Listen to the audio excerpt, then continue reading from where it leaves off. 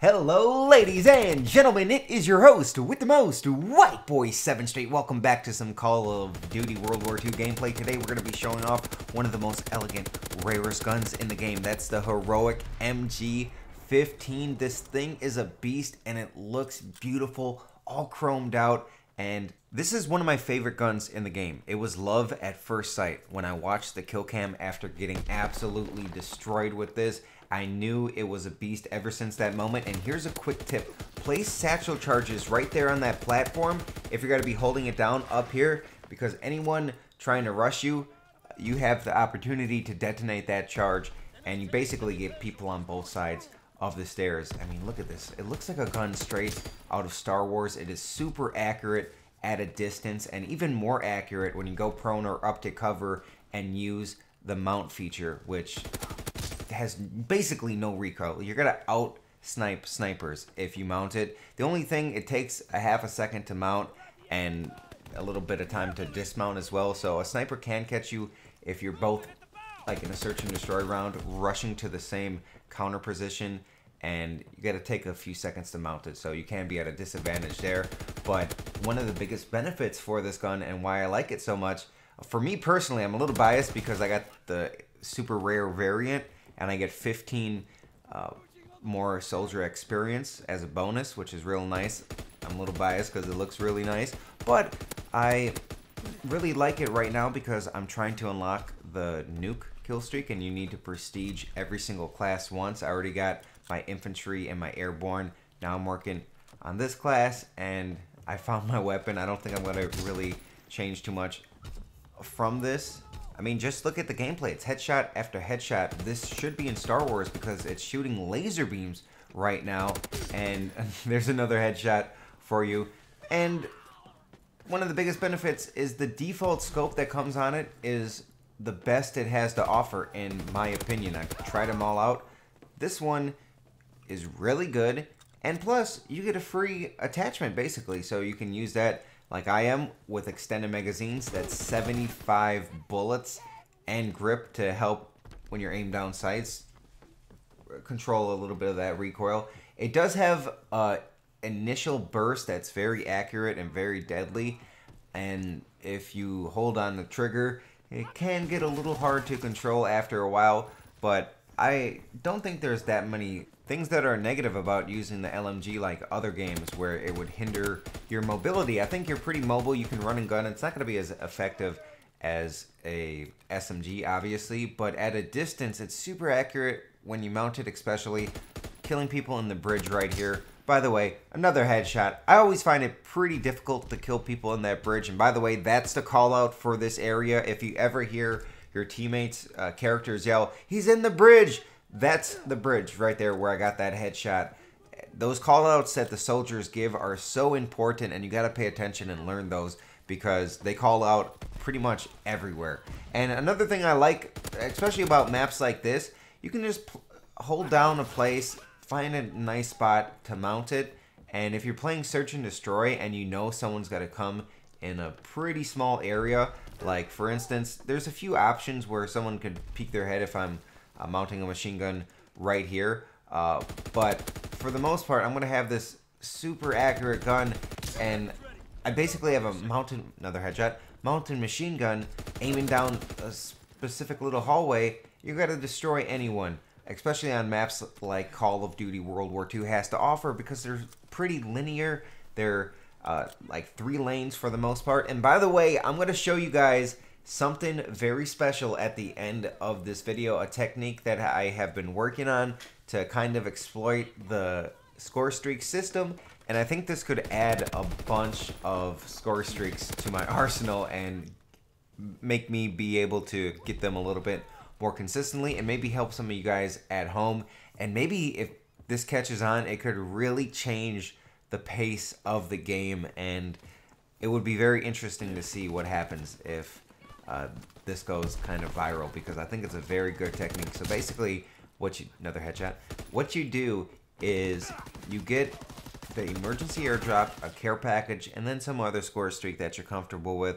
Something that's going to help you get that emergency airdrop because it's relatively expensive. Especially when you have the field order ribbon that allows you to keep your score streak after you die, which I'm using right now.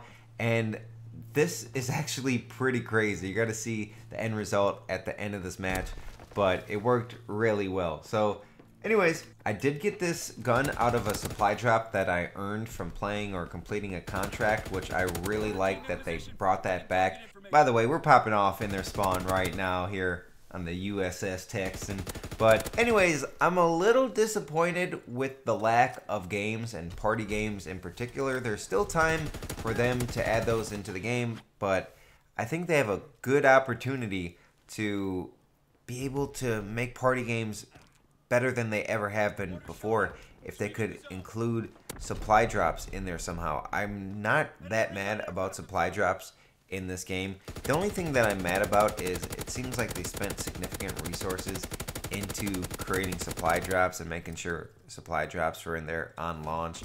And you know, I wish there was party games, and I wish there was an ability to wager a supply drop in a free-for-all game type like One in the Chamber or Sharpshooter or Gun Game or All or Nothing. Some of these party games were so fun, and especially when you add that extra element of having a supply drop that is actually pretty hard to earn in World War II so far.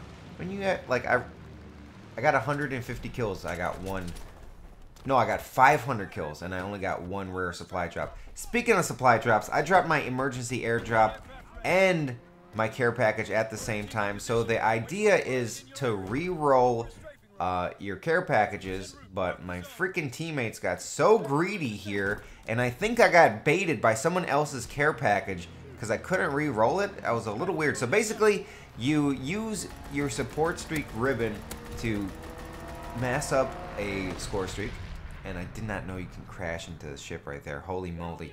But so I get my emergency airdrop from my support streak, and after I get enough points to call in my emergency airdrop, I immediately switch classes to field order, or the ribbon that has the ability to re-roll your care packages. So the idea is you're going to have technically 8 chances at a care package, and out of those 8, well, it's 4, but you get to re-roll it if you don't have greedy teammates.